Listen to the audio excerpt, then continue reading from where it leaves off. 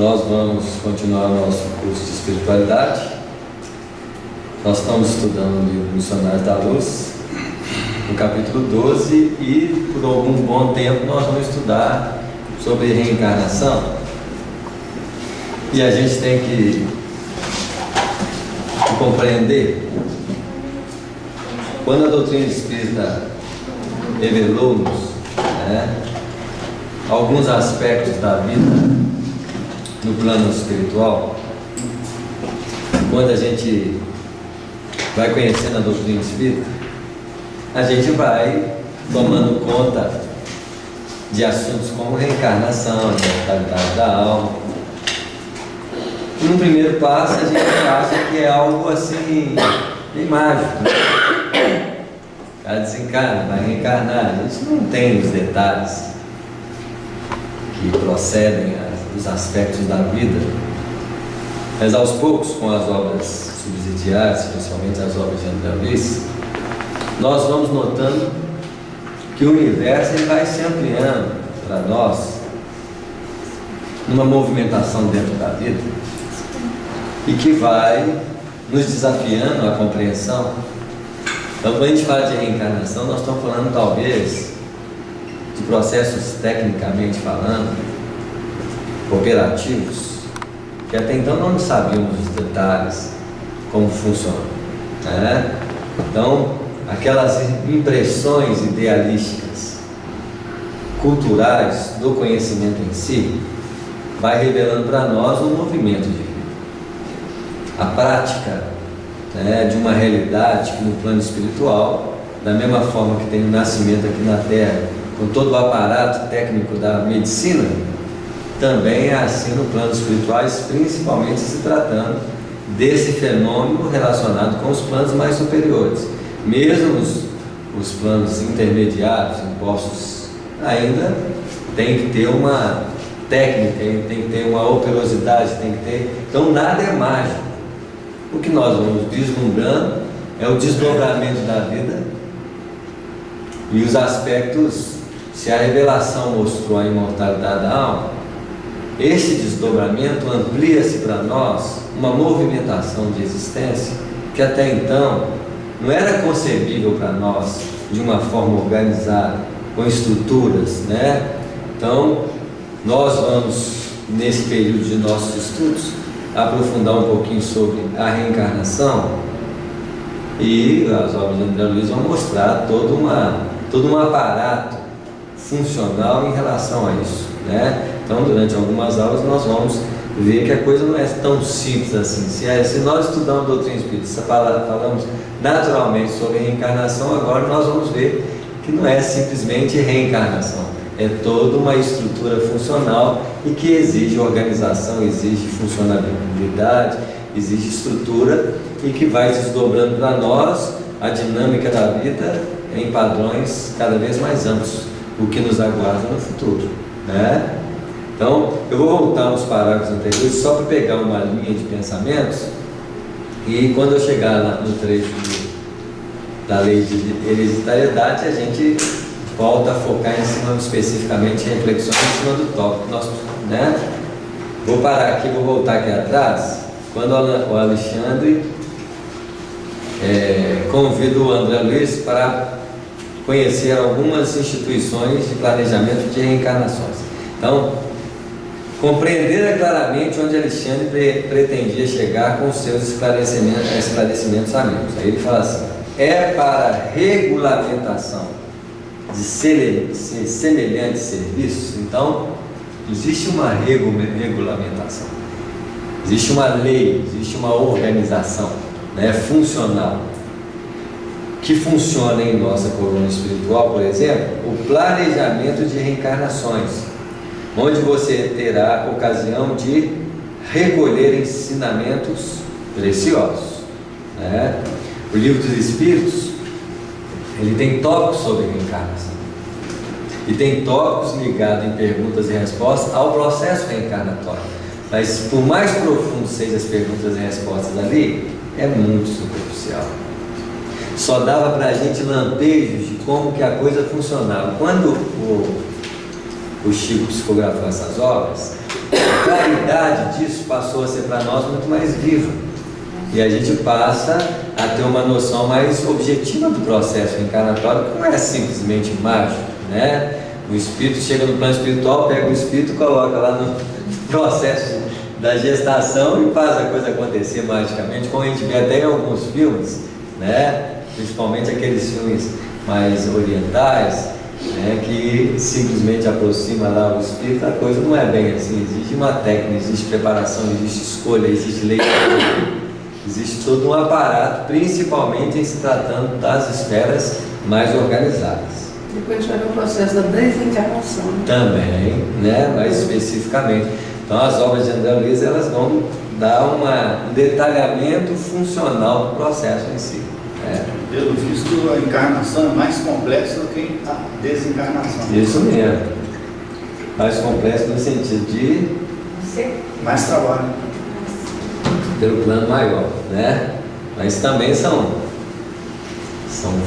funções, provavelmente técnicas dos operários espirituais, tanto fazer encarnar como fazer desencarnar, que exige tanto quanto a medicina, preparação e estudo.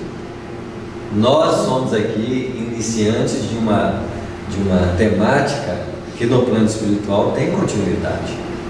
Nós estamos aqui abrindo portas e nos candidatando a ampliar nossas capacidades, não só no nível teórico, mas também amanhã fazer parte dessas equipes de operosidades nos campos da reencarnação, da desencarnação e outras tantas, que não é simplesmente chegar lá, estudei lá, eu quero fazer parte, não é bem assim a coisa, né? Deve ter todo um preparo, né? Deve ser interessante a turma.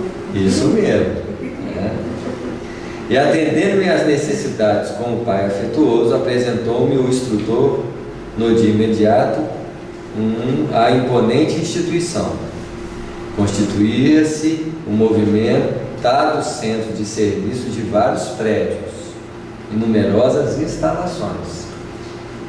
Árvores acolhedoras enfileiravam-se através de extensos jardins, imprimindo encantador aspecto à paisagem. Reconheci logo que o Instituto se caracterizava por grande movimento. Então, outra coisa que a gente vai notando aos pouquinhos, árvore no plano espiritual. Então, se tem árvore no plano espiritual, tem princípios inteligentes regendo essas árvores, tanto quanto existem os espíritos desencarnados com uma estrutura perispiritual. Essas árvores, elas são materiais? Não, são árvores com estruturas muito sutis, tangendo a uma realidade perispiritual da realidade das árvores no plano físico, né? Que lá no plano espiritual é corpo físico. Tanto o nosso corpo no plano espiritual é corpo físico quando nós operamos lá. Assim, é corpo físico para operar na realidade de lá, e corpo espiritual em se tratando na realidade o quê? Físico, material. Essa estrutura era só a de nosso lado. Imagina do mundo inteiro. Isso mesmo, você vê como é que a coisa é muito complexa. Tudo é matéria, né? Só com frequências vibratórias diferentes, né? Isso mesmo. E se é uma realidade viva, ali tem os seus proveitos existenciais de uma árvore, por exemplo, né? Talvez os ensaios de mudanças das estruturas genéticas dos vegetais na Terra são elaborados nesses planos de vida para trazer uma mudança de uma espécie de vegetais. E toda mudança para se efetivar no plano físico tem que ser elaborada no plano espiritual, numa protoforma que vai trazer as transformações necessárias que uma espécie exige. E que, como cada espécie, como cada forma, desenvolve teores de crescimento por princípio inteligente, a gente não sabe detalhadamente especificar o que uma espécie desenvolve na esfera do desenvolvimento do princípio inteligente, para ele agregar valores, para outra espécie agregar valores e ele constituir elementos que favoreçam ele um desenvolvimento maior em estágios mais elevados de evolução, né? Mas tudo isso é muito bem trabalhado pelos técnicos da biologia, no plano da botânica, da biologia, nos planos espirituais, né? Em adequação hoje aos estudiosos dessas mesmas áreas no plano físico. Pena que ainda no nosso plano físico, todos esses estudos, apesar de específico, ainda é muito superficial. As pessoas não estão tão interessadas assim no lampejo de apoio à própria vida. Nós estamos mais preocupados com o nosso ganho, com as nossas intenções de profissionais, sem lá muito comprometimento, como acontece na onde? No plano espiritual. Lógico que em todas as áreas tem suas o quê? Exceções. Podem ter profissionais com um empenho muito mais profundo do que a mera aquisição de ganho financeiro, de um reconhecimento em si, através de troféus, de premiações que muitas vezes nós mais nos investimos para esses ganhos na intitulação, na perspectiva de reconhecimento próprio, do que em si a beleza que o processo da vida exige daquilo que nós deveríamos fazer. Então vai chegar uma hora que nós vamos estar nesse nível de comprometimento com uma sintonia muito profunda com aqueles que estão no plano espirituais. Né? A gente acreditar que existe um Senhor. A gente precisa acreditar que existe, né? Porque senão vai ser uma descrença muito grande. Porque na verdade a vida física, ainda para nós, não é vista com a profundidade que é tão necessária, e para que essa visão seja fundamentada numa totalidade planetária, a visão espiritual de conjugação da vida tem que estar inserida. Mesmo no movimento espírita, é muito improvável. Nós estamos acostumados a lidar com a religiosidade como algo que faz parte da nossa vida, sem um comprometimento mais direto com aquilo que nós fazemos no processo da existência. Né? Então, mesmo os profissionais espíritas não têm lá, ainda tem essa separação de que o espiritismo está ligado à área religiosa e a área técnica profissional ainda é a parte. Até que nós cheguemos a um consenso de que essa visão espiritual ela só vai dilatar a nossa perspectiva de operar com muito mais responsabilidade nas áreas que nós somos chamados, ainda vai ter um processo de maturidade no nosso modo de ver a vida. Né? Mas aos poucos a gente vai chegando lá. Né? Tem a real escola, né? Só que a gente, quando entra nessa escola, a gente esquece muita coisa. Isso mesmo. Aí a gente precisa de um aprendizado auxiliar, um cursinho, para lembrar das coisas espirituais. Por isso que a gente precisa da religião. E a primeira coisa que a gente esquece quando está aqui é que a Terra é uma escola. Nós já fazemos a Terra de quê? Um campo de projeção da nossa felicidade pessoal, do nosso interesse. Esquecemos que a Terra é uma escola, um processo de aprimoramento em longo prazo, em que deveríamos ser alunos e lógico, eu vou fugir ao padrão de satisfação, de prazer e de um anseio de harmonização dessa área? Não, mas eu não posso esquecer que aqui é uma escola e que eu estou em processo de aperfeiçoamento da inteligência. Eu tenho que usar a Terra como objetivo de aprimoramento espiritualmente falando. Aí se a gente lembrasse que isso aí, que aqui é aprendizagem, né? Isso. Facilitaria bem pra gente, né? Até porque a nossa própria existência, né, das coisas. a nossa própria existência é cheia de implementos educativos.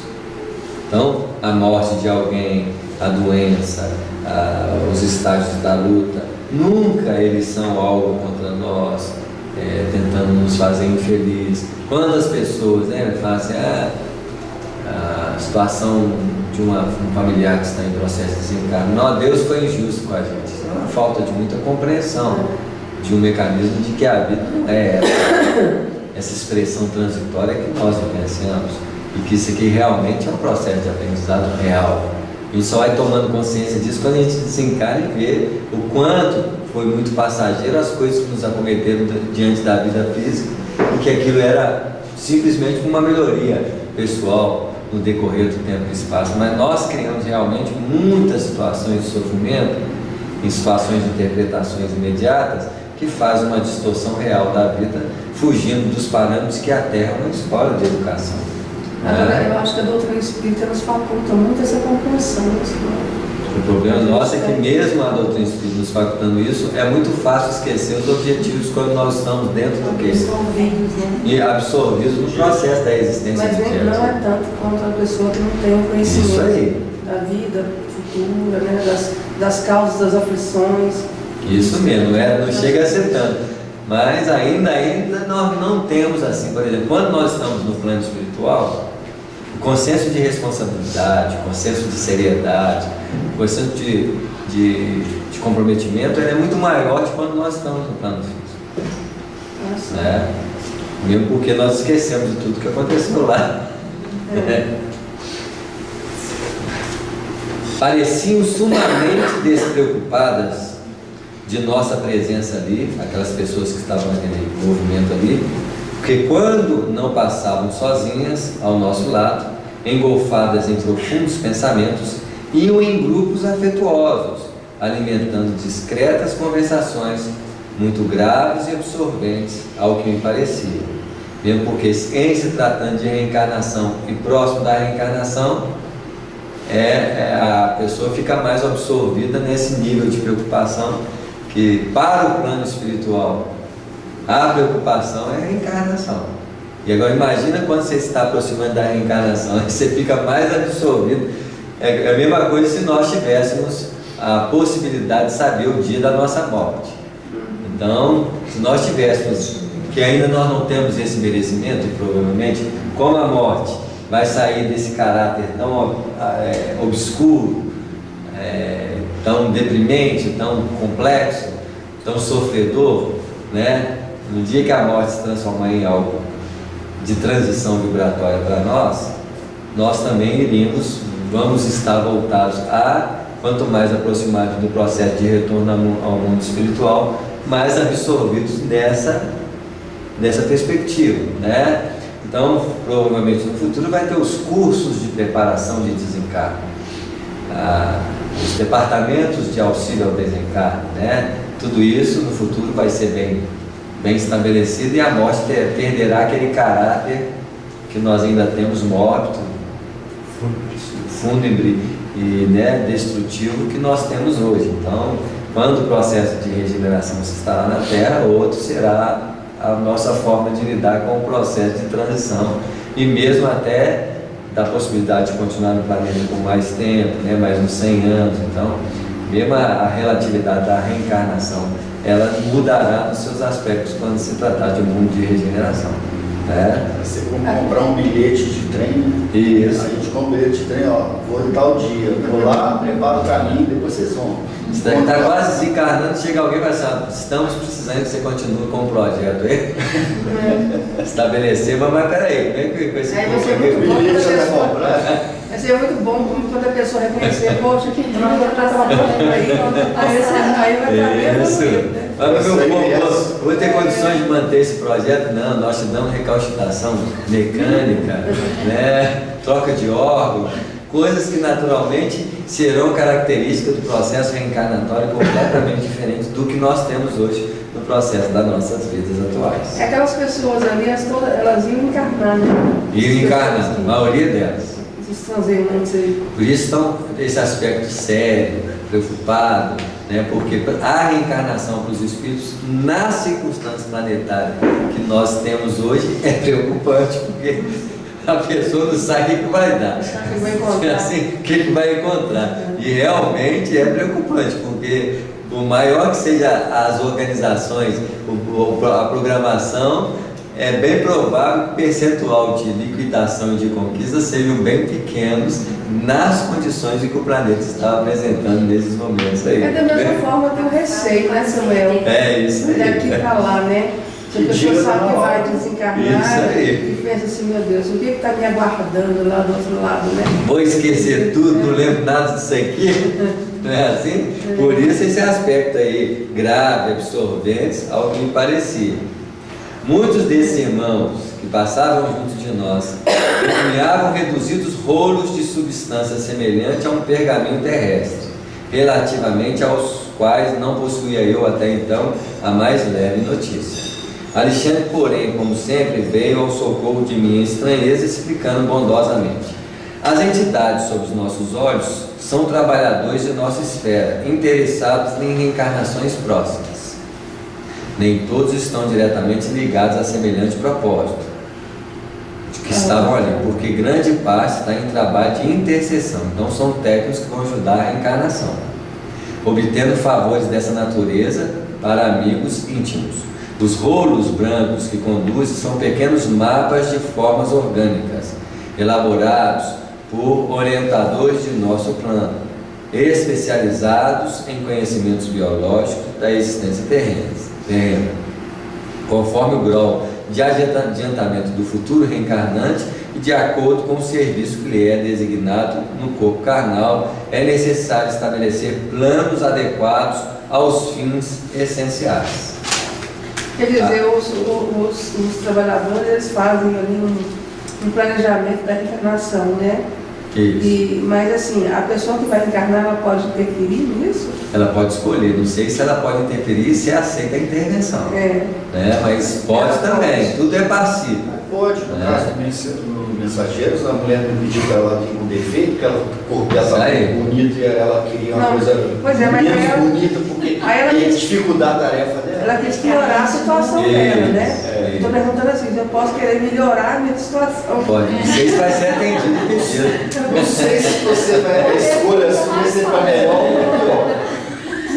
Mas eu dei isso.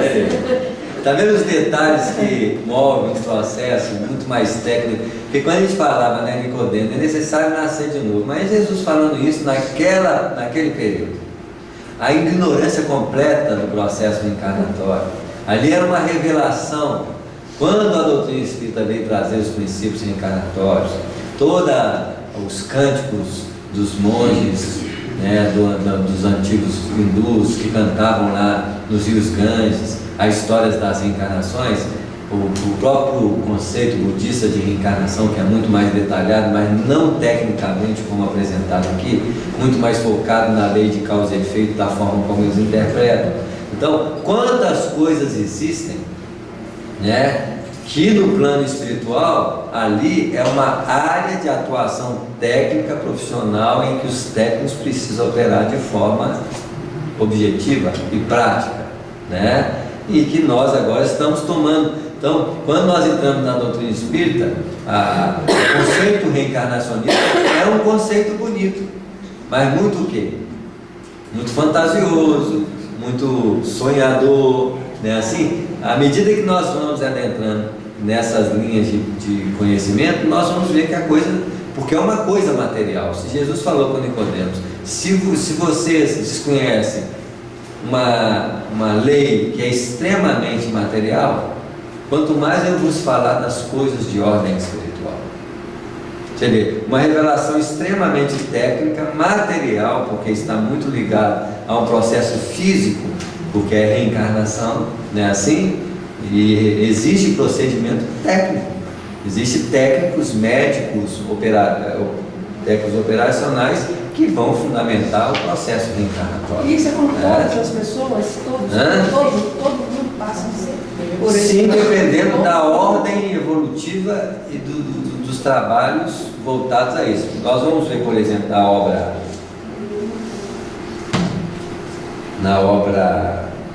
próxima obra, Obreiros da Vida Eterna, que aquele posto, que é um posto volátil, eles fazem reencarnações. Então, não se compara a reencarnação deles com a reencarnação do nosso lado. Todos esses postos de socorro fazem reencarnações. É como se nós pudéssemos dizer assim, quando eu faço uma comparação de todo o apoio técnico de um hospital comum, qual que é um hospital de referência em nascimento aqui em Belo Horizonte? Mater Dei, e pegar um hospital de emergência extremamente pobre que atende às necessidades básicas de nascimento e que sofre muitas limitações. Vamos dizer que é mais ou menos assim que acontece nas esferas espirituais. Mas que existe conhecimento, né? Até tem um tipo de preparação que o cérebro fala, né? Segue um padrão, né? Isso, comum. É mais comum. Tem outro. Que muitas vezes não precisa nem, por exemplo, de um técnico reencarnatório inserir o perispírito do companheiro, tecnicamente falando, que a própria entidade. Então vamos pegar a Evolução em Dois Mundos, naquele processo em que os espíritos desencarnados no primitivismo da vida, aconchegavam-se aos lares depois de desencarnados e assustados em começar a ter uma consciência depois da morte. Imagina um homem primitivo sabendo o que representa toda essa realidade. É tanto medo que ele fica o quê? Acoplado em meio aos familiares, que no processo de trocas energéticas pelo sexo, ali começa a sofrer uma insinuação de diminuição perispiritual ali em núcleos familiares, até que acopla naturalmente ao processo de gestação sem nenhuma intervenção técnica no processo. Então pode ter um aspecto tão mecânico como esse, até você desenvolver uma ciência específica que vai operacionar. Então, quantas vezes nós ouvimos falar das parteiras de interior, de cidades, né, assim, que faziam um trabalho e que hoje, por mais que elas tenham sido efetivas nesse sentido, não se compara com todo um aparato que tem hoje, uma área hospitalar, com todo um equipamento, profissionais. E hoje você vai falar assim na gestação, é só um médico parturiente que vai operar? Não, então existe toda uma equipe médica, existe toda uma especialização em cada procedimento que tem que ser feito com profissionais que estudaram em cooperação junto ao companheiro que vai fazer o procedimento especificamente mais responsável pelo ato. Nossa, mas deixa eu fazer uma pergunta. Por exemplo, você citou esse caso aí, né, dos homens e das mãos. E, por exemplo, pode acontecer de espíritos hoje, né, que são muito inferiorizados mesmo, né, moral, rasteiro e tudo, e que desencarna, e que existe esse processo de encarnação, como você citou agora? Provavelmente hoje estão bem desenvolvidos, porque se existem técnicas da medicina com intenções negativas, eles também podem operar com seus conhecimentos em prova desse sentido. Logicamente que são campos de pesquisa, mesmo para os planos inferiores, vai chegar uma hora que um cara com interesses de fazer reencarnações, né, para introduzir, por exemplo, espíritos mais inferiores em meio a um processo de comando, né, de uma região, de um grupo, de uma familiar, etc., eles podem ter essa perspectiva, mesmo porque não é um mecanismo, não é um processo mecânico. Uma hora eles vão descobrir e falar assim, isso é muito mecânico, então nós vamos introduzir a reencarnação. Mas eles têm permissão para isso? Provavelmente eles podem ter permissão porque ali estão cumprindo uma perspectiva em respeito à lei de causa e efeito. Tá claro? E conforme a situação em si, eles podem ter uma ação indiretamente orientados pelo plano maior, que não precisa diretamente operar junto aos companheiros em níveis muito perturbados. Tá claro? Mas tudo serve como veículo da ação superior da vida. Aconteceu o escândalo, né? Mas ai daquele que pratica. Da mesma forma que existe aqui ações de responsabilidade de companheiros da medicina e da enfermagem que operam o aborto, sabendo de todos os procedimentos para qual foram preparados estudar, e eles fazem o quê? Estão encontrando. Isso. São instrumentos que vão agir conforme aqueles que buscam essas intenções naquilo que procuram fazer. Não vai ser diferente conforme a natureza de quem está envolvido no processo reencarnatório em si, mas que não passa ileso a ação orientadora dos planos superiores, isso não passa, porque nada passa despercebido pelo plano maior. Entendi. E todas as pessoas têm um certo nível de livre-arbítrio naquilo que opera dentro da vida, em todos os setores da vida. Eu pensei que no caso da reencarnação, né, seria uma coisa que eles, os espíritos assim, não... Até então, se eles não tiverem interesse de descobrir, de estudar e operar, a partir do momento que alguém quer estudar e operar uma coisa, eles uma hora vão fazer o quê? Eles vão aprender. Até mesmo porque se existe um mecanismo tão natural nesse procedimento, e se tem um mecanismo tão natural, não vai ser tão difícil assim operar em sentido mais limitado. Até porque se está limitado, isso também é decorrente do quê? decorrente da lei de causa e efeito e das escolhas de cada grupo em estar naquela circunstância e operar daquela forma. Então, a própria espiritualidade maior poderia intervir de forma indireta, não precisa, já tem eles para ser instrumento deles, para que eles vão intervir? Não é assim? Na realidade, aqueles espíritos que estão ali, escolha deles. Então, mas aí não precisa de um processo daquele que parece que eles estão introduzindo para intervir, para fazer isso, mas parece. Eles estão subordinados a uma lei maior que organiza e orienta a vida. Não dá muito poder, né? Mas hoje, no estágio que está a Terra, essas ocorrências estão cada vez menores. Então cada vez, talvez esteja até nesse momento da vida, maiores. Por quê? Nós estamos no surto de quê? De muito extremo, mas maiores em que sentido? Em sentidos de planos inferiores, mais próximos das necessidades de quem está nascendo no planeta. Não estamos falando aqui de reencarnações de espíritos trevosos, não é assim? Mas estamos falando de reencarnações dos planos inferiores, como umbral, e que nesse momento pode ser uma oportunidade de uma limpeza, que esses grupos podem operar, fazem reencarnar. Agora, se vai dar certo a reencarnação, se vai dar fruto a experiência, isso lá é outra coisa. Pode ser uma reencarnação, imagina uma reencarnação em condições muito limitadas, muito paupérrimas, com um ambiente muito promíscuo. A probabilidade de algo dar certo nesse sentido é muito mais ínfima. Se os espíritos, então quando a gente está lendo uma obra dessa, a gente vai ver a preocupação espiritual das equipes para fazer a reencarnação dar certo, usando todo um aparato de companheiros que vão acompanhar a gestação, que vão acompanhar os primeiros passos da criança, não é assim? Se na horta desses compromissos existe toda uma equipe de aparato, imagina a coisa ao léu de solto. Quantas vezes uma reencarnação poderia ser estabelecida por grupos assim, e que vai fazer só um processo de resgate espiritual para os pais, para o próprio reencarnante, e que não vai ter o fruto benfazejo daquilo que eles almejavam? Quem tem organização e quem estrutura de visão futura é quem? Quem estuda para isso.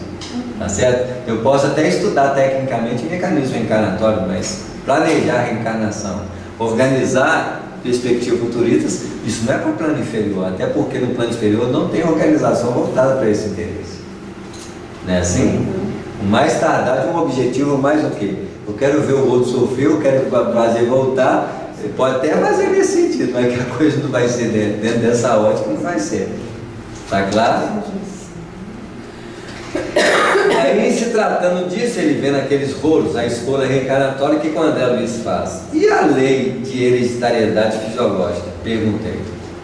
Então, essa pergunta se trata do quê? E a influência da matéria sobre o espírito? E as leis que funcionam naturalmente dentro do mecanismo da lei? É a mesma coisa. Não é assim? Então, ele está falando que uma das leis que opera no mecanismo de reencarnação é a lei de quê? Hereditariedade, né? Então, um detalhe da reencarnação que tem que ser estudado, tem que ser regimentado, tem que ser compreendido, principalmente em planos reencarnatórios em que a matéria predomina sobre o espírito. Se nesses planos a matéria predomina sobre o espírito, quer dizer que a lei de hereditariedade tem predominância nesses aspectos. Mas também o espírito, na medida que vai desenvolvendo, ele também tem uma força sobre a ação da matéria. Quanto mais dilatado em conhecimento, em desenvolvimento, em prática, maior é a influência desse espírito sobre essa matéria também. Então vai haver uma conjugação de forças, né, nesse processo todo. Mas vamos ver o que os nossos companheiros disseram. O Alexandre então falou assim: funciona com inalienável domínio sobre todos os setores em evolução, sobre todos os seres em evolução, mas sofre naturalmente a influência de todos aqueles que alcançam qualidades superiores ao ambiente geral. Então nós vamos ver, funciona num plano como esse. Quanto mais o plano é superior, menos ele opera sobre a forma como opera no nosso planeta. Ele pode influenciar enquanto existir contingência de influência da matéria sobre o espírito, mas na medida que nós caminhamos para o mundo de regeneração e para o mundo de touros e para o mundo celeste ou divino, menos influência tem as forças materiais sobre o mecanismo né? Até chegar na condição de espírito puro que não tem influência o quê? Nem. É assim? Então, mas até chegar a essas condições, ainda há uma ação que tem que ser obediente à lei que opera conforme as circunstâncias dentro dos padrões em que o planeta ou que as condições reencarnatórias assim o exigem.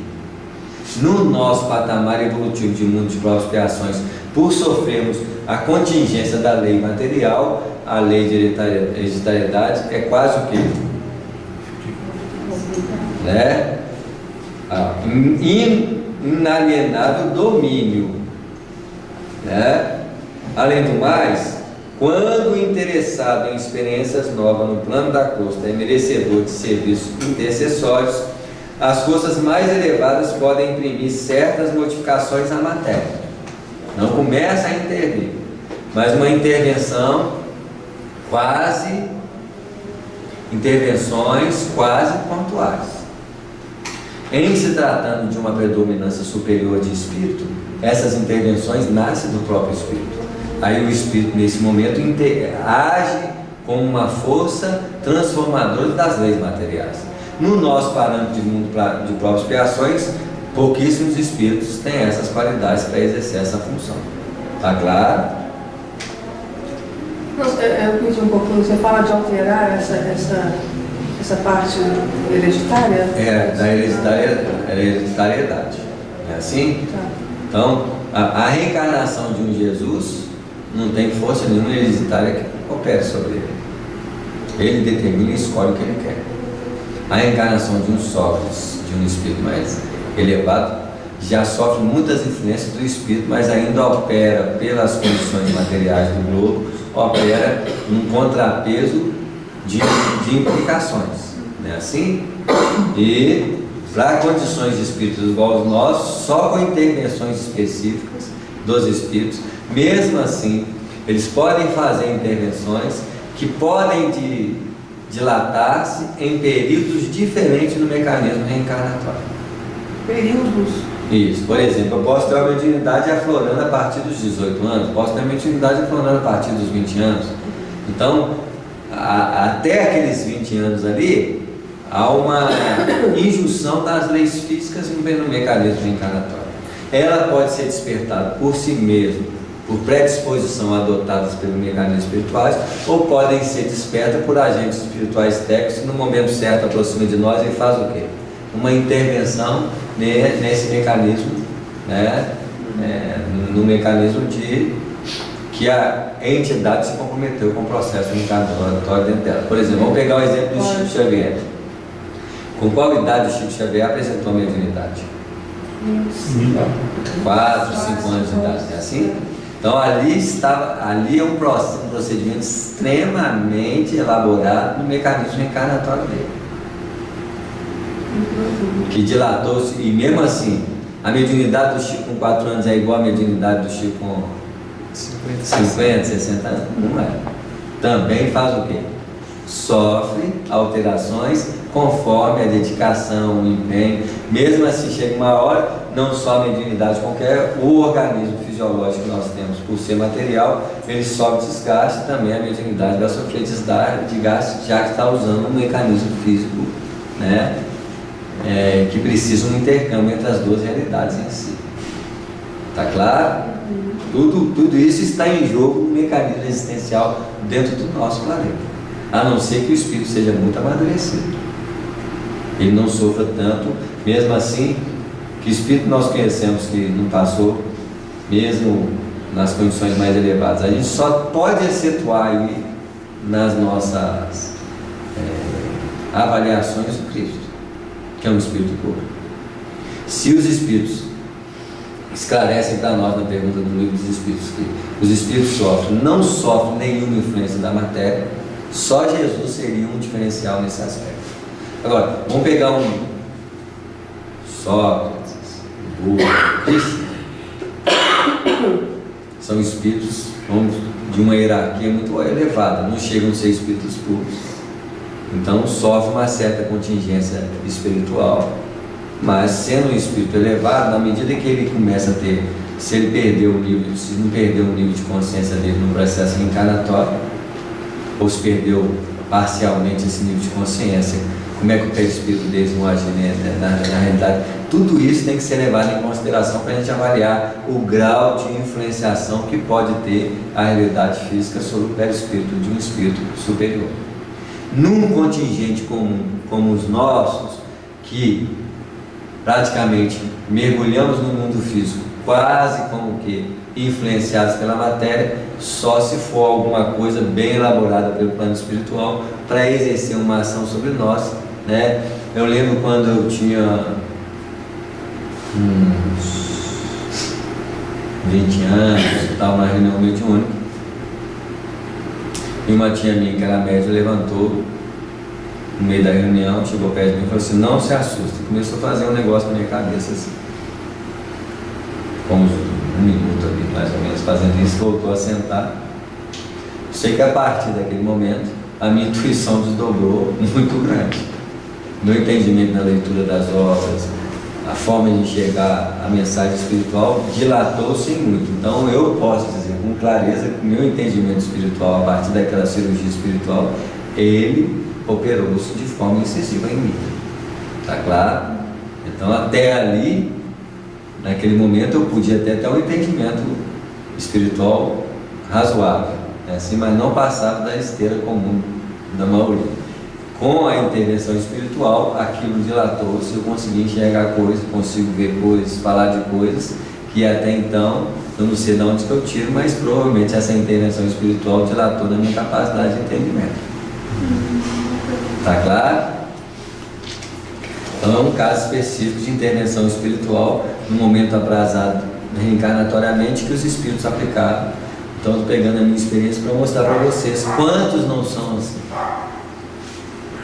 Né? O próprio André Luiz, quando chegou no plano espiritual, sofreu uma intervenção perispiritual no plano espiritual, que ele passou a dilatar a capacidade de quê? De visão perispiritual lá no plano espiritual.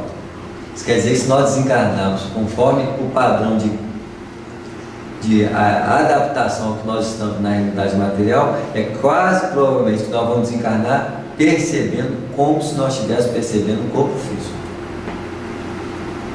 Basta ver que aquela companheira que apareceu, uma vampira, o André Luiz não via nada, a Narcisa via pontos escuros, cada um viu o quê?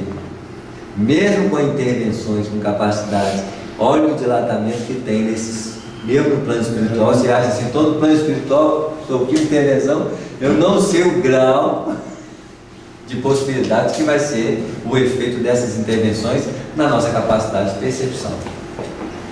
Né? Podem imprimir certas modificações à matéria, desde as atividades embriológicas, determinando as alterações favoráveis ao trabalho de redenção. A essa altura da palestra esclarecedora, Alexandre convidou-me a transpor o limiar. Achamos-nos em breve num dos gabinetes extensos do edifício principal, onde um dos numerosos amigos do orientador veio atender-nos atenciosamente. Se vê, no plano espiritual, tudo é muito bem organizado. Nós, por exemplo, nos centros espíritas não são organizados assim. Se a gente, por exemplo, tem centros espíritas que detêm desenvolvimento em áreas de trabalho bem adiantadas do que outros centros espíritas, vai chegar uma hora em que os trabalhos vão ser mais do que comuns, favorecendo um aprendizado de uma pessoa que queira aprender, entrar numa equipe de aprendizado sob a orientação de alguém que o acolhe, que o direciona, que o opera. Ainda não acontece isso porque o movimento espírita ainda é muito isolado entre grupos e entre pessoas, não tendo essa base de comprometimento conjunto, mas uma hora as coisas vão funcionar como acontece na onde. Se essas organizações funcionam desse jeito no plano espiritual, isso quer dizer que amanhã a coisa vai funcionar, porque tudo vem de lá para cá, né? Assim. Então isso quer dizer que se lá funciona bem assim, nós vamos chegar lá. Querendo, podemos ter nossos egos, nossas disposições, de achar que é dono de um trabalho, né, assim, mas isso vai passar. E as organizações vão ter uma comunhão melhor em funcionamento do bem-estar coletivo, porque nós hoje operam-se nos movimentos mesmo na casa dos espíritos. Você sabe que eu estava até pensando isso, Samuel, como que as pessoas nas casas espíritas, né, as pessoas não, né, nós, né, temos uma certa resistência em compartilhar ideias, compartilhar estudos, né? Por exemplo, você faz um estudo na casa que você atua, você convida outras casas para participar com você. Eu acho que existe um certo comodismo, né? Que as pessoas querem aquilo na casa que elas vão, na casa que elas frequentam. Mesmo porque as pessoas mesmo não têm muito tempo hoje, né? Torna-se difícil. Ainda bem que tem esses movimentos unificadores, esses trabalhos de organização, que já é o princípio dessas organizações mais. Pena que ainda é muita autoridade, muita presunção, né? Se as pessoas fossem mais humildes, se as pessoas fossem mais amorosas, se as pessoas fossem mais fraternas, fatalmente as coisas estariam mais dilatadas. Mas é lógico, nós temos que compreender isso tudo, porque o nosso padrão espiritual é muito pequeno. Olhando para nós mesmos, olha as nossas limitações de intercambiar com as pessoas conhecimento.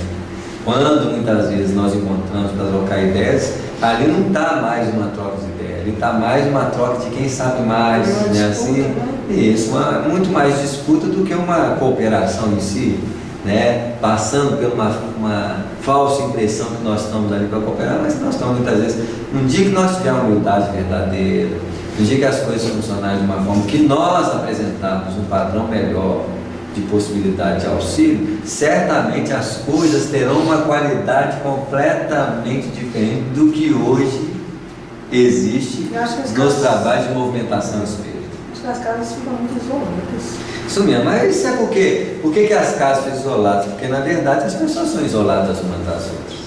As casas não vão refletir outra realidade daquilo que nós somos. É assim? Mesmo assim, já existe muito de nós mesmo uma capacidade de aproximação das pessoas, né? Quantas vezes a gente vai fazer uma palestra, já somos mais namorados uns com os outros, já tocamos mais as pessoas com carinho, né? E isso aos pouquinhos vão fazer o quê? Vai fazer uma modificação nos parâmetros, né? Mas as coisas vão crescer. Por que nós temos a certeza de que as coisas vão crescer e ajustar-se a isso? Porque lá vai funcionar assim. Se lá já funciona assim, que ainda não é o ideal, que lá ainda é um projeto aperfeiçoado daquilo que tem aqui, lá também está subordinado a projetos muito mais específicos, mais desenvolvidos de outros planos da vida, né? Então, se eles almejam chegar àqueles padrões, nós vamos chegar aos padrões pelo menos caracterizados que essas obras apresentam. Mesmo porque os Espíritos já têm falado com a gente que o mundo de regeneração é a característica do mundo de regeneração é o nosso lar. Então, se nós queremos ter uma ideia de como funcionará o mundo de regeneração na Terra, basta ver como funciona o nosso lar. É assim que vai ser o mundo de regeneração. Então, nós temos uma experiência muito grande. Então, quando é que isso vai acontecer? No mundo de regeneração, pelo qual a regeneração se estabelece no planeta Terra de formas diferenciadas. Primeiro, trazendo a ideia, fundamentando princípios de conhecimento. Então, quando é que a regeneração começou no planeta Terra?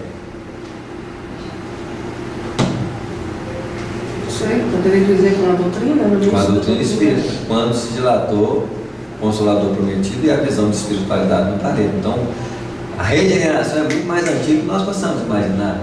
Mas uma regeneração de que forma? De uma conscientização de uma realidade espiritual, de uma perspectiva de mostragem dessa realidade para o mundo ocidental, porque o mundo oriental já tinha, de alguma forma, isso bem trabalhado, não é assim? Então, hoje nós podemos dizer que o planeta Terra é um planeta materialista ou um planeta religioso? E talvez até o percentual de espiritualidade seja superior pegando o senso comum, muito maior do que quem é materialista no planeta Terra. São pessoas que estudam no meio da ciência ou pessoas bom vivantes. Ou que se dizem materialistas, mas o pensamento Agora, se nós podemos chegar que o planeta hoje deve ter um percentual de 80% de espiritualidade. Olha, nós não podemos dizer isso no passado, a não ser nas épocas em que a introdução dos capelinos, então, dos 3 grupos que nasceram no planeta Terra para introduzir, vão tirar o mundo primitivo. No mundo primitivo tinha o que de religiosidade? Nada. Então tinha um contingente de espíritos aqui extremamente ignorantes. Não tinha religiosidade. Não é assim? Aí vem um grupo que nasce no planeta Terra introduzindo os princípios de religiosidade, fé, ciência, filosofia. Não é assim? Das 3 raças que nasceram no planeta, quantos tinham compromisso religioso? Os hindus, os hebreus, os egípcios. Quem não era espiritualizado? Os arianos. Que era, então, um percentual de 3 partes em 4, 3 tinha princípio de religiosidade. A gente viu a história egípcia, a história religiosa dos hebreus, aí a história dos hindus era a introdução de pura religiosidade. Retornaram à pátria sideral os capelinos, na sua maioria, desses 3 braços. Aqueles que ficaram são ovelhas desgarradas, que não tem muito comprometimento com a religiosidade, só aspecto profundo. Está muito mais numa perspectiva de poder, não é assim? Isso é que eu ia te falar, né? Porque você está falando, já nessa época existia, né? Essa religião. Isso. Mas você vê, existiam muitas guerras, né? Muitas batalhas, muitas brigas pelo poder.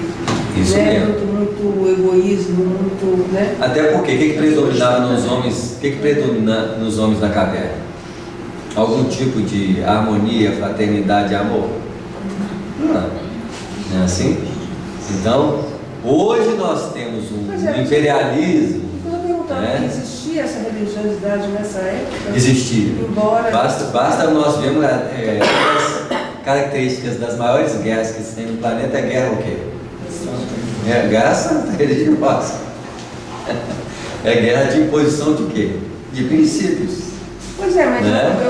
a dúvida é, nós poderíamos chamar isso de religiosidade? Sim, de introdução de religiosidade. Nós não podemos chamar isso de espiritualidade. A perspectiva de uma espiritualidade só pode advir nos nossos tempos. Então em que a maioria da população do mundo quer guerra? Não. A gente sabe que vamos olhar aqui, os nossos vizinhos, as pessoas que querem guerra, querem maldade. Nós podemos até achar que a criminalidade é muito alta, mas a criminalidade que é muito alta não é a criminalidade das pessoas que estão do nosso lado, não. É uma contingência de pessoas que usam isso e que afetam muito, não é assim? Quantos ônibus são assaltados? Todos os ônibus são assaltados? Percentual é quase nenhum. Quase nenhum. Mas tem gente que sai de manhã para assaltar um ônibus. Quem pega ônibus? Não são pessoas querendo assaltar, são pessoas querendo trabalhar, são pessoas... Mas o valor que essas mostragens têm, por ser uma mostragem de violência, ela impressiona muito mais do que uma intenção de trabalhar, uma intenção de querer o bem, uma intenção de... né? Então, a gente não pode tirar as nossas conclusões pelo impacto que o mal ainda causa sobre nós. Porque o impacto da harmonia, do interesse elevado do trabalho, né, é muito maior hoje na Terra do que o impacto do mal. Mas o mal ainda fala muito alto para nós do que, né, as ações boas. Né? Acho que eu vivenciei um problema muito ruim nesse final de semana, que me ia chocar. Isso aí fica chocado, né? Porque a mídia também não mostra o bem, né? Mostra não. Dá igual. Apesar que hoje tem muita mídia boa, mas ainda tem muita porcaria. Nós não vemos o mal, né? Nós vemos a imaturidade, vemos ainda há uma predominância de ignorância, há uma predominância de movimentação infantil. Isso aí nós vemos no planeta ainda. Mas não quer dizer que seja mal, né? Vamos mostrar o aspecto religioso do planeta. O aspecto religioso do planeta é um aspecto religioso amadurecido? Não. Muito infantil aí. Existe um movimento cada vez mais acentuado de comprometimento de reforma íntima, de comprometimento com o bem e com a paz. Existe cada vez maior, não é assim? Mas existe um contingente muito grande de espíritos infantis que gostam de ir atrás de uma imagem, que gosta, né? Sai uma procissão aí, quantos milhares, né? Você vê lá milhares. Você não vai ver uma procissão espírita saindo gente atrás de busto de Allan Kardec. Isso aí vai ser muito improvável alguém sair. Vamos fazer uma procissão do busto do Chico Xavier. Mesmo assim, ainda vai gente visitar lá. O número de pessoas que vai visitar o busto do Allan Kardec, o busto do Chico é muito grande. Tanto é que vira ponto o quê? Turístico. Samuel, É assim? Samuel, você falou aí do Allan Kardec. Isso é porque a doutrina espírita ela não adota isso. Mas se alguém fizer, eu garanto que muita gente vai atrás. Isso aí. Mesmo os espíritos. Mas aí é falta de conhecimento. Sim, Tá muito claro. porque aquilo faz nossa É uma consciência infantil. Vai ser muito difícil nós fazermos. Mas eu mesmo fui visitar o Chico Xavier, conversar com ele. Uma impressão, não é uma impressão de conhecer o Chico. Todo mundo quer ter um contato com o Chico, mas é uma impressão muito adorativa também, né? Nós não ficamos satisfeitos em ver o Chico lá nas informações dele, queremos ir lá, chegar perto dele, pegar uma energia, né? Ainda, você vê, ainda tem dessas coisas no nosso modo de viver, né? Mas faz parte do contexto, muito natural no nosso movimento adorativo, é assim? Quantas coisas existem no movimento espírita que é meio esquisito. Aniversário da desencarnação de Allan Kardec, aniversário da desencarnação de Allan Kardec, como que nós criamos festa de desencarne? Mas existem essas coisas que a gente vê, a gente olha e festa de desencarne? Desencarne da Allan Kardec, festa disso, festa daquilo. Comemorações que ainda caracterizam uma ritualística muito natural no movimento das pessoas, que a gente não pode. Quem somos nós? Estamos falando aqui em prol das nossas reflexões. É assim? Então, 200 anos do Livro dos Espíritos. Tá bom. As coisas esquisitas, aniversário do Livro dos Espíritos. Mas é um momento que tira para estudar o Livro dos Mas aí Espíritos. tem algumas coisas, por exemplo, nesse caso aí, eu até acho que não seja muito ruim, não, porque eu chamo a atenção sobre a obra básica, né, da doutrina espírita, que tem pessoas que dizem espírita e nunca viram o livro. Isso. Né? Então, de certa forma, tudo é passível, né? Tudo é passível de acontecer, não é assim? Agora, se comemorar tantos anos de desencarne de Kardec, Nascimento. Aí não, aí é demais, né? Mesmo porque a morte da gente não existe, né? Isso mesmo, mas existe essas comemorações como um movimento ritualístico. Não é ritualístico, é a característica que nós temos. Não teve lá no nosso lar uma entrega de uma premiação para veneranda? Não. E ela não aceitou? Não é assim? No nosso lar tinha isso. Uma premiação, né? Quantos de nós vamos desencarnar esperando pelo menos um selinho de bons Já nem penso mesmo. Mas são tendências que caracterizam a nossa forma de agir espiritualmente. Isso no nosso lar ainda é cabível. Não sei se em 3 planos superiores, sei lá, uma esfera mais nobre, né? Vai ter esse tipo de coisa, mas... Se ficar chegar lá esperando qualquer coisa, o outro espírito fala assim, fica aí sentado, espera. Vai chegar não. Isso mesmo. Apresentou-me Alexandre ao assistente Josino, que me recebeu com extrema gentileza e fidalguia de trato. Esclareceu e explicou o objetivo de nossa visita. Desejava que me fosse conferida a possibilidade de visitar as instituições de planejamento quantas vezes me fosse possível durante a semana em curso, em vista da minha necessidade de adquirir noções seguras referente ao trabalho de auxílio nas atividades reencarnacionistas. Então, é o primeiro curso de André Luiz, curso observatório de aprendizado, de uma semana. Isso não significa o quê? Nada. Mas é um primeiro curso. Você acha que ele foi levado pela curiosidade ou pela vontade de auxiliar? Foi pela curiosidade, pela vontade de auxiliar e pela nossa necessidade de aprimoramento, que o André Luiz é um instrumento para nós muito mais do que para ele. Mas ele nem soubesse. Mas ele não tinha, né? Ele não tinha essa consciência, será? Ele tinha muita curiosidade. Da de ter curiosidade. Isso, até porque ele vai passar, o que ele vai fazer nesse trabalho de auxílio ali, quase nada, ele vai simplesmente o quê? Ouvir, observar. Mas as observações dele seriam extremamente mais técnicas para ele informar para nós nesse livro. Olha como é que a coisa é.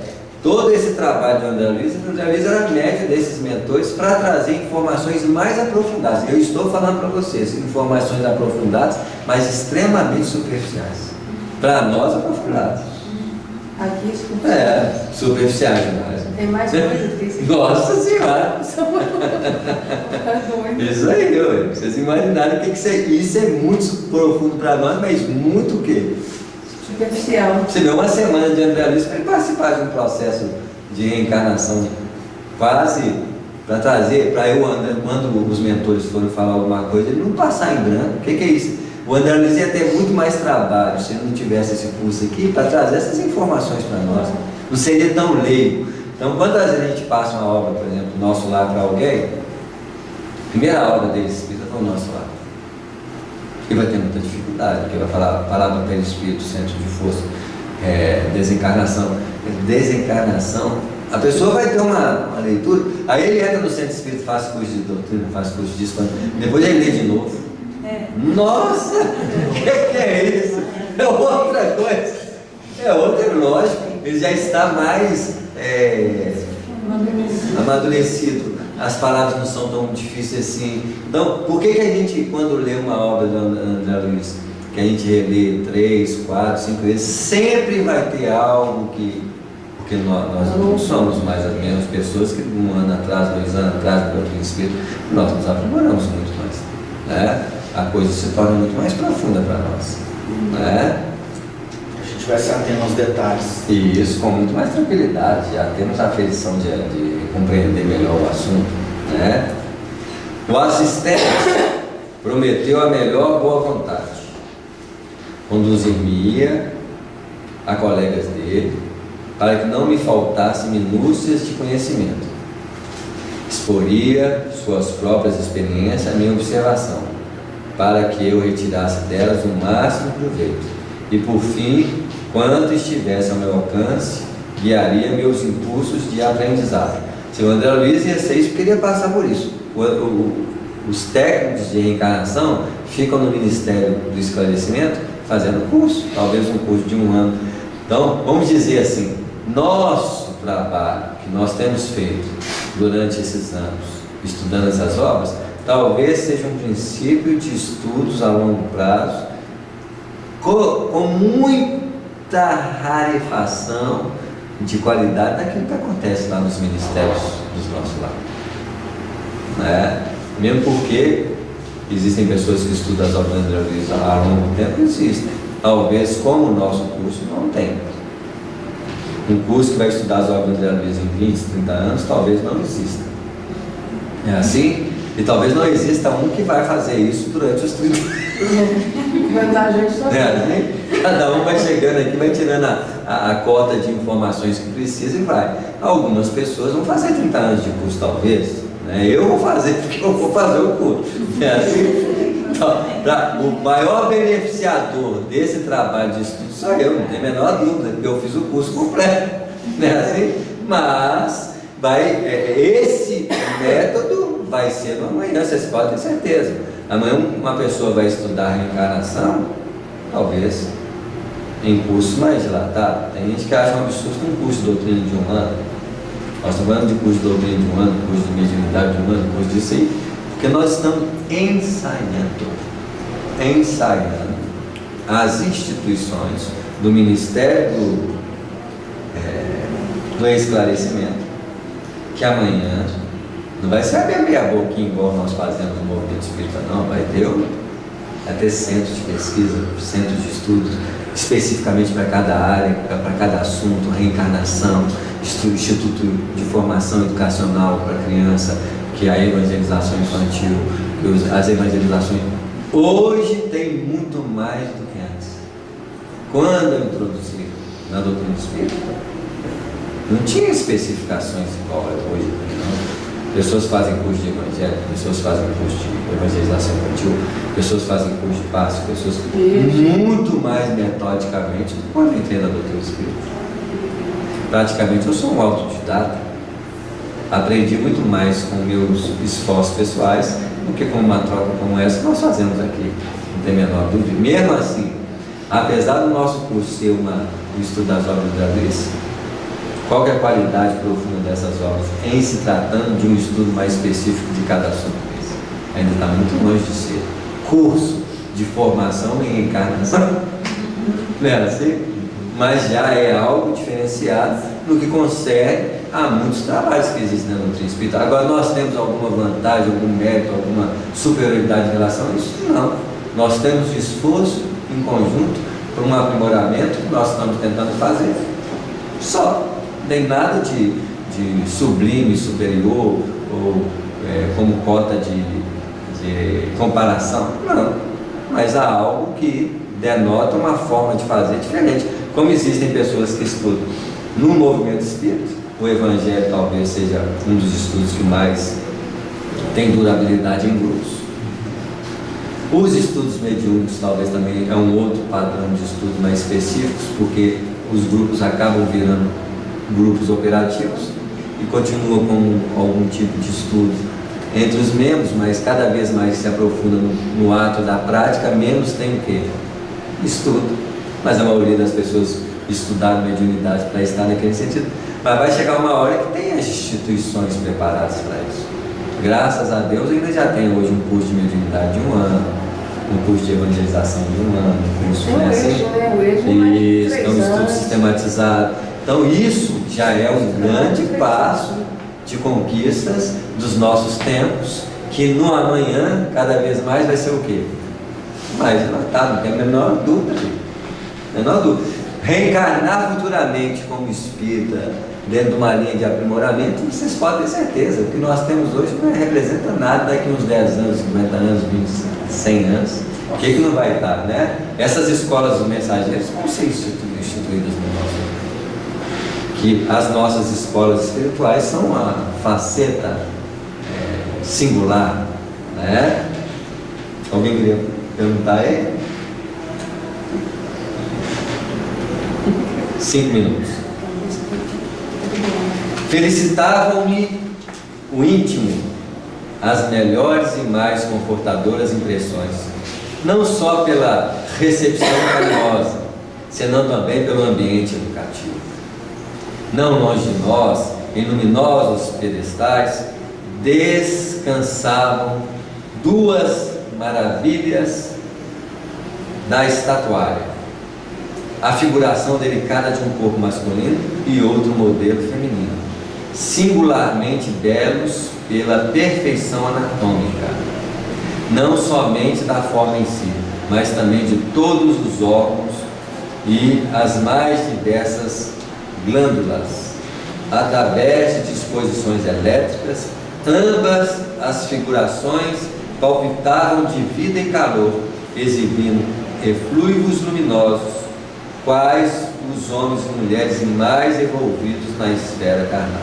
Então, ele deparou de frente com 2 organizações fisiológicas, onde ele poderia contemplar não só a fisiologia externa, como a fisiologia interna, tudo vivo, como se fosse um organismo funcionando perfeitamente para o estudo de anatomia reencarnatória. Então já estou criando um curso aqui, que eu nem sei se é esse. Curso de anatomia reencarnatória, é assim, em que você estuda a fisiologia, como hoje nos centros de estudo de medicina existem os estudos com os corpos, né, assim, não tão vivos assim. Sabe o que me fez lembrar? Não sei se é verdade, gente, mas é que eu estava vendo numa passagem falando dos cientistas de Israel. Você viu isso? Não. Mostrando que eles criaram, né, uma máquina, um equipamento que visualiza o corpo humano e que você estuda ali. Não precisa, não vai precisar de fazer raio-x, ressonância. O computador vai conseguir dimensionar a estrutura de um corpo físico em características